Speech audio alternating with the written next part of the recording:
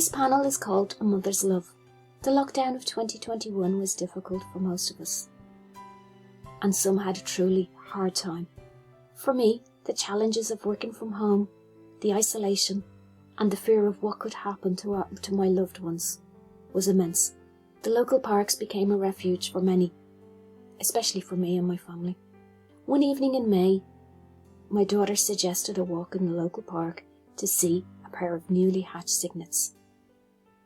She encouraged me to bring my camera too. It rekindled in me the dream I had had of getting a photo of a cygnet on its mother's back. On arriving at the lake, this scene unfolded in front of me. There was a swan gliding across the lake with a cygnet on its back. My heart slightly pounding as I tried to get some shots of it. I returned to the lake a number of times to witness this new family bond. It took a while for me to get a photo of the twins. It was clear this early on that they, like my own two daughters, had different personalities. One cygnet seemed braver than the other, always popping its little head out from under the mother's feathers. Its twin staying well hidden. Staying quietly by the lakeside, observing the family, gave me the opportunity to capture many tender moments. Moments such as this one, the mother's neck entwined as if embracing her cygnet, showing a mother's love. A mother protects, nurtures and shows love to her precious children. My panel, A Mother's Love, celebrates the special bond that develops between a mother and her child. It was made possible by following the advice of my grown-up daughter. The advice to take a break from the pressures of work and go for a walk in the park with her.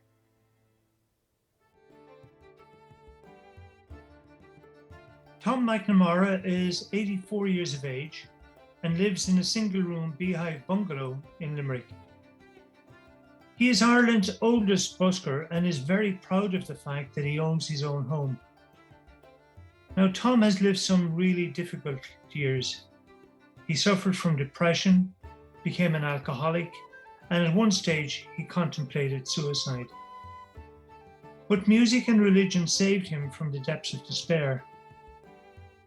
Tom never married. He's a quiet and gentle soul, and his regular spot for busking is at the historical Limerick Milk Market every Saturday morning. 50 years ago, I photographed Tom's dad having a mug of tea and eating a sandwich at the milk market. And today, Tom plays his music and greets his public at the very spot where I captured that image all of those years ago. Tom's arthritic fingers are less nimble now. He paces himself by telling a few jokes and having a chat, but he always sends people on their way with a laugh and a smile. For me, the power of photography is all about telling a story and capturing change. And Tom's story is certainly worth telling. He is a simple man with simple values, and he has captured the heart of an entire city, and he has certainly touched people's lives because of his very quiet and dignified manner. He is what the older generation would have called a relic of old decency.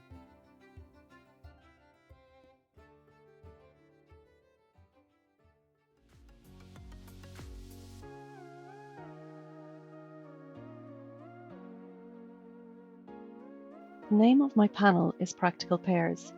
Each image depicts a pair of everyday household objects that are used together to perform a task. This was the first theme panel I've worked on, so I wanted an obvious common theme and strong compositions that work together as a set. Each image was taken using a macro lens, which allows us to see the details and textures of everyday objects often not noticed with the naked eye. I used a photographic lightbox with a black background on a small table with some window light to take all of the images.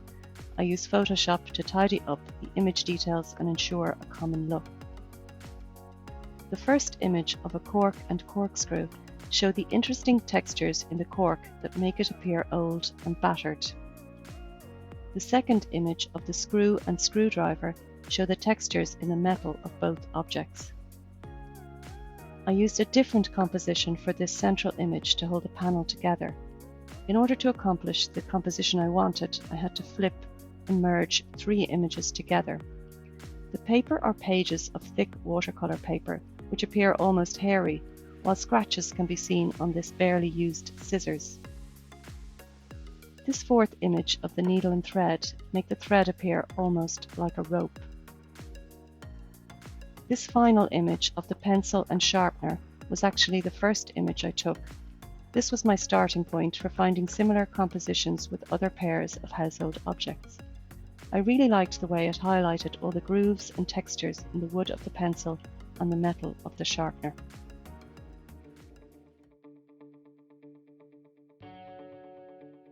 These set of images were taken after lockdown of this year. I had had the pleasure of training in UFG gym and had heard that Dylan Wilson had turned pro boxer. The first images is of Dylan with Finbar on the ropes in defensive posture. And I just like this photograph because it conveys how Finbar ready to defend himself from the blows that Dylan is inflicting on him. My second image was of the 2 young lads on the floor of the gym who are equally sparring, no holds barred, and with such vigour and energy. And I fixated on the look of the smaller lad's face as he's getting ready to land that big right hook on his sparring opponent. He was a much taller lad, but he has just that coiled up right hand ready to land that punch as they were sparring. Image 4 is now flipped around, and the taller lads is now looking out, really going at it as sparring partners. And once again, the smaller opponent has that coiled up right hook ready to land as he spars. Image 5 is of Dylan now looking out through his framed gloves, and I just like how he's concentrating and ready to anticipate his sparring opponent's next punch. As I was getting ready to leave the gym, I had just turned and I had my camera in hand, and one of the lads gave me a big glove thumbs up. At the end of the day, they were still friends. They were like boxing buddies.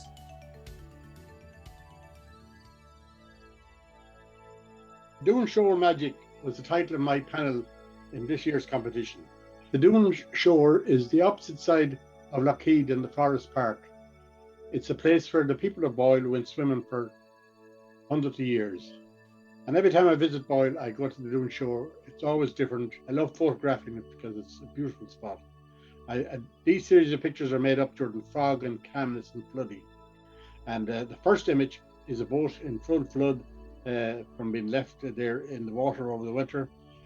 Foggy morning, early morning, low light. The sun is nicely reflected and the boat gives a lovely foreground. The second image, the same boat, a different time of the year, and it's not in the same condition. Just the composition is slightly different, but it's the same boat.